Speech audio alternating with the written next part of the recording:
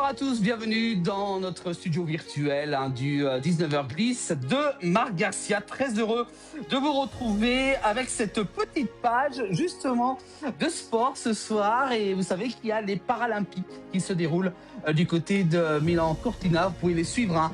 N'hésitez pas à zapper sur France Télévisions pendant cette quinzaine. Et justement, pour nous en parler ce soir, et ben oui, vous le connaissez, on le retrouve très régulièrement dans 19h. C'est notre cher Marc Garcia. Bonsoir Marc. Salut, comment ça va depuis hier soir?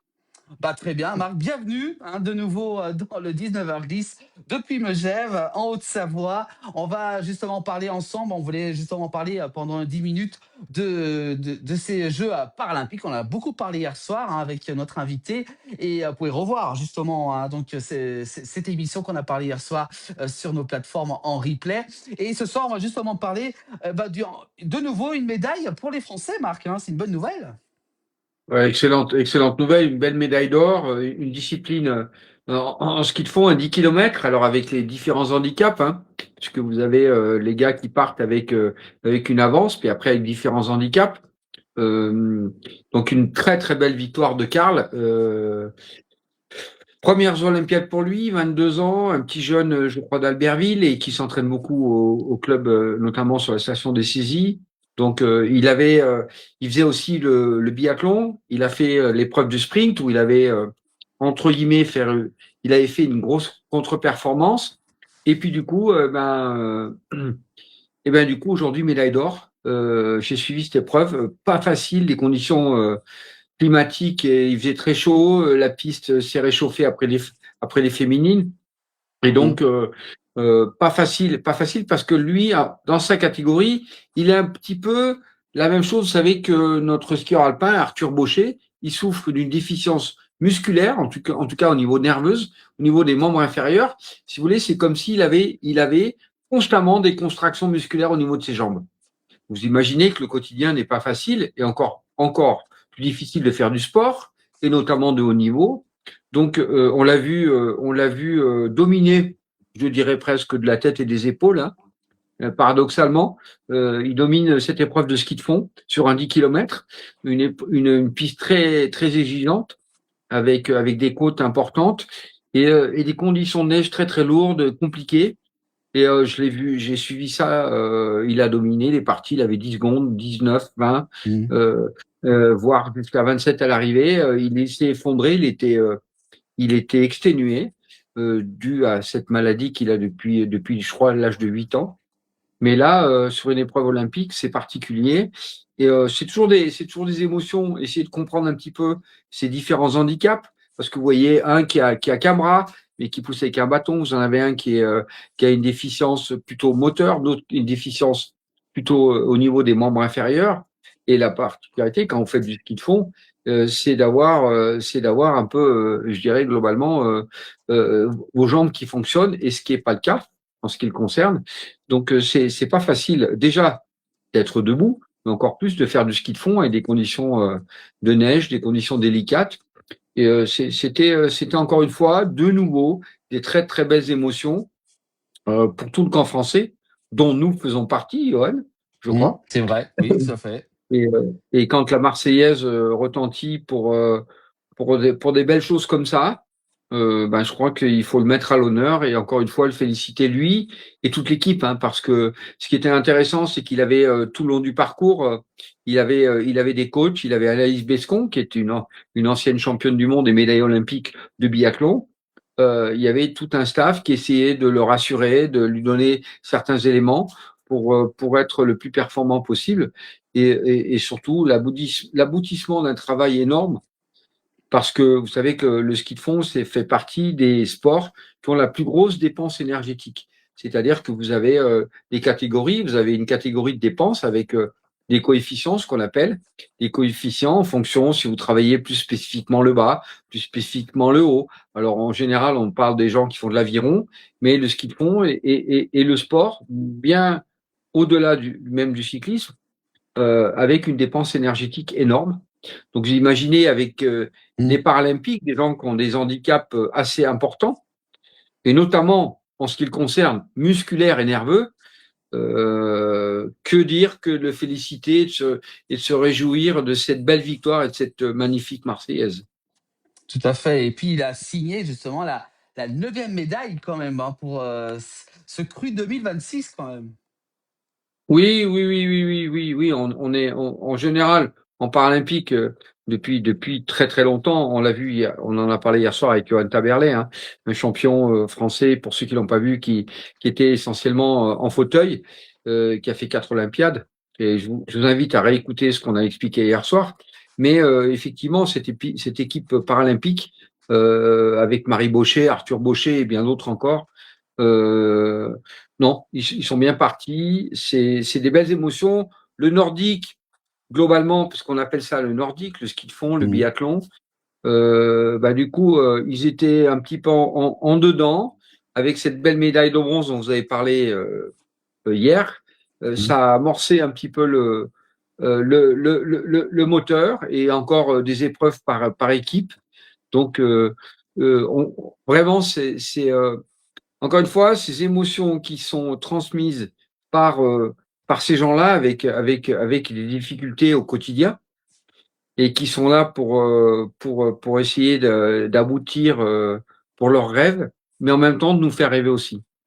Mm. Et puis nous faire également aussi réfléchir aussi par rapport à leur handicap, hein, qui vivent tous les jours hein, au quotidien et que là, ça leur demande encore plus d'efforts pour ces JO. Hein.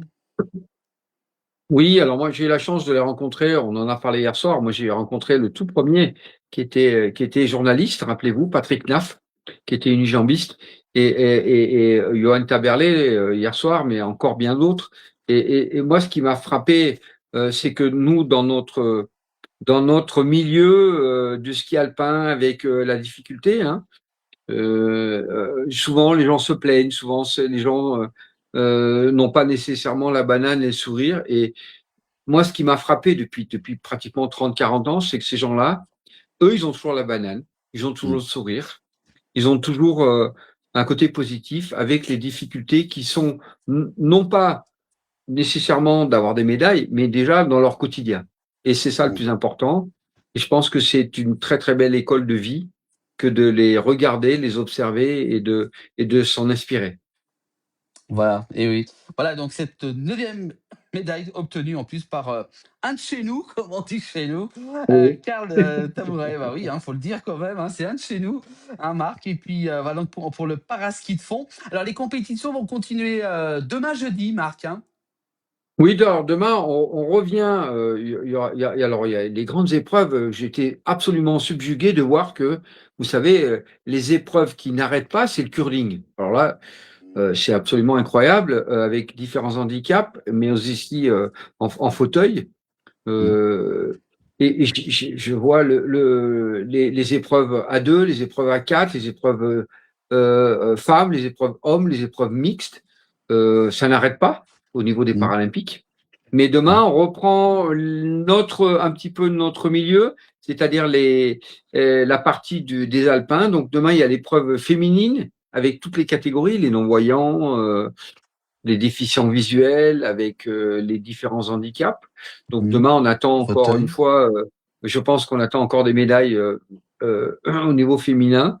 Demain, il y a un slalom géant qui sera sur la même piste à Cortina, sur 2 manches, puisqu'on aura je crois que la première manche va commencer vers 9 heures, et ensuite la deuxième sera aux alentours de 13 heures. On attend, à mon avis, encore des médailles demain, côté féminin. Eh oui, et on croise les doigts pour eux, hein, et voilà, on pourra suivre tout ça sur nos confrères de France Télévisions. Il faut quand même préciser, c'est important parce que plus les audiences seront bonnes, plus le Paralympique sera mis en avant. Hein. C'est très important. C'est ce qu'il disait hier, Johan, justement. Hein. Oui, c'est important, et je fais un coucou à notre ami de la Huit Mont Blanc. On en a parlé hier soir, mais pour ceux qui n'étaient pas présents, euh, ça a commencé en 2006 aux Jeux Olympiques de Turin. Moi, j'ai eu la chance d'être le consultant d'un monsieur que vous connaissez bien, Patrice Mallet. Et à Ah, notre l'époque, la Huit Mont Patrice. Blanc, On salue Patrice. Patrice, quand salut Patrice et les jumeaux aussi. Et à Les l'époque, jumeaux. c'était la chaîne qui était en direct sur les Paralympiques. C'était de belles émotions. Et, euh, et donc, eh ben, heureusement qu'il y a encore France 2 pour nous transmettre, pour retransmettre toutes ces belles médailles. Et en tout cas, inspirer les gens au quotidien sur ceux qui ont subi des maladies, des accidents et autre chose, et que il y a moyen d'essayer de se transposer et de s'impliquer dans la vie du quotidien au travers du sport et de pourquoi pas rêver à des Jeux Olympiques. Ça, Mm. je pense que ça peut être un aboutissement, une réussite, même si de temps en temps, bah, il n'y a pas les médailles, mais en tout cas de pouvoir participer et de représenter son pays avec un certain handicap, ça me paraît essentiel et que, encore une fois, la porte peut rester ouverte et on encourage les familles et les gens qui subissent certains traumatismes de ne pas, entre guillemets, baisser les bras, mais de s'investir et d'essayer de trouver un deuxième souffle ou des nouvelles orientations au travers du sport de haut niveau, au travers du sport pour leur permettre, qui sait, d'être un jour aux Jeux Olympiques. Et d'avancer, c'est vrai, c'est tout à fait, Marc, vous avez tout à fait raison. Voilà pour cette petite parenthèse donc des Jeux paralympiques, hein, je vous rappelle, qui continuera demain. Demain, on sera là, hein, Marc, de nouveau, justement pour en parler, pour également aussi faire un petit débrief sur les différentes compétitions donc tout au long de la journée. Toujours remarquable à regarder. Hein. Oui, oui, absolument remarquable à regarder. Oui, j'encourage tout le monde de regarder ça. En tout cas, on peut même les voir en replay. Mm. Et donc, demain, on aura les épreuves de curling, mais aussi les épreuves de ski alpin qui reviennent. En tout cas, pour le côté féminin. Donc, on attend encore une fois de belles médailles françaises. Voilà. Bah voilà. Bah merci beaucoup Marc pour cette petite parenthèse qu'on voulait mettre à l'honneur ce soir et durant cette quinzaine, hein, je vous rappelle, donc qui continue encore tout au long de la semaine prochaine. Je vous rappelle donc 9 médailles au tableau des médailles. Donc pour ces Jeux paralympiques, c'est quand même vraiment une belle performance hein, pour le moment. C'est pas encore fini. Oui, c'est pas encore fini parce que vous savez que, bon, je crois qu'aujourd'hui, on doit être à peu près sixième au classement par pays. Alors, l'une des particularités, on n'a pas abordé le sujet hier soir avec Johan, c'est que vous avez vu, c'est que autant aux Jeux Olympiques classiques, on va appeler ça classique, vous savez, il y a eu suite à des problèmes politiques, mais à des problèmes aussi concernant le dopage, les Russes et les Bélarusses ne pouvaient pas participer aux Jeux Olympiques. Et là, il y a une Mhm. intégration, en Mhm. tout cas, il y a eu un vote qui a été décidé et les Russes et les Bélarusses, puisque hier il y a eu sur le sprint, il y a eu un Biélorusse qui a été qui a gagné. Donc on réintègre ces nations-là et en tout cas ces athlètes-là, on leur permet de participer. Moi, j'attaquerai un sujet un peu plus précis, c'est que il y a certainement des gens qui se sont dopés et qu'il faut sanctionner.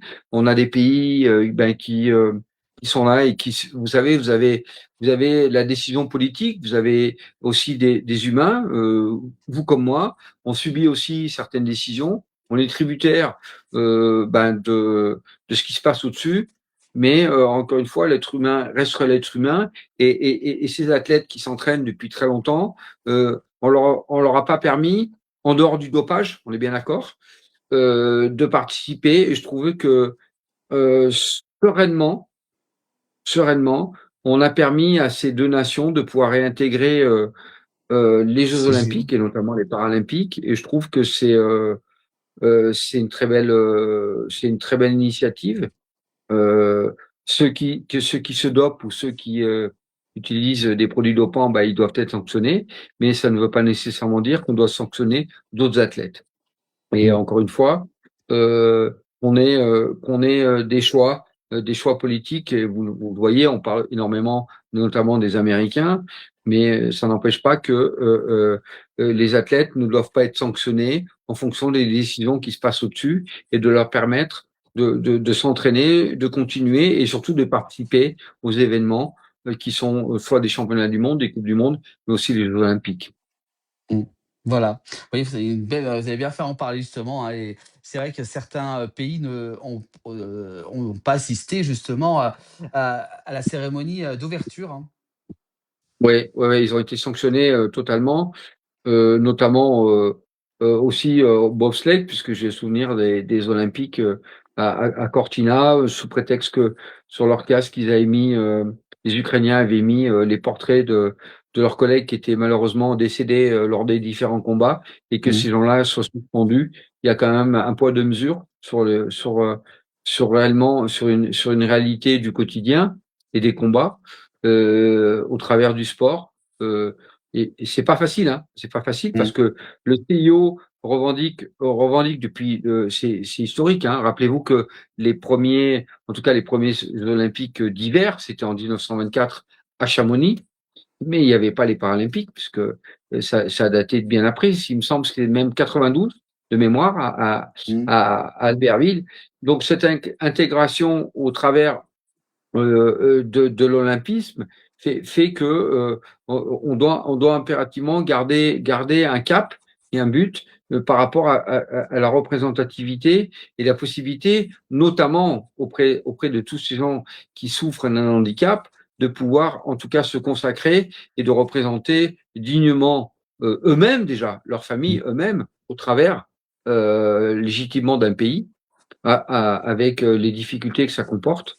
Mais vous savez, ces gens-là, j'imagine que hier, il y avait cette épreuve, ou même aujourd'hui, et les gars se prennent dans les bras, sont contents d'avoir une adversité. Et là, on oublie effectivement un certain nombre de sujets Mmh. euh, qui sont malheureusement d'actualité. Vous l'avez souligné depuis tout à l'heure. Mais, mais je trouve que le sportif ne doit pas ne doit pas subir un certain nombre de sanctions. Mmh. Voilà. Voilà donc pour, ces réactions. Merci, Marc, hein, d'avoir été avec nous ce soir. On se retrouve demain. On reparlera donc Oui, de la journée heu, de jeudi, hein, demain, avec encore, justement des épreuves pour les Paralympiques. Voilà. merci Johan. On continue tranquillement notre petit bonhomme de chemin. Comme on dit, voilà. Et toujours en direct, bien entendu, Marc. Voilà. Merci d'avoir été avec nous, Marc. Belle soirée à vous tous. Et puis, bien entendu, bah, revenez demain, hein, pour nous parler encore donc de ces Jeux paralympiques. Merci, Marc, d'avoir été avec nous. Merci Johan, bonne soirée à tous. Bonne soirée. Merci, Marc. À demain. À demain. Voilà pour cette rubrique, hein, de la glisse à retrouver également en replay dès demain dans le 19h de la place du village.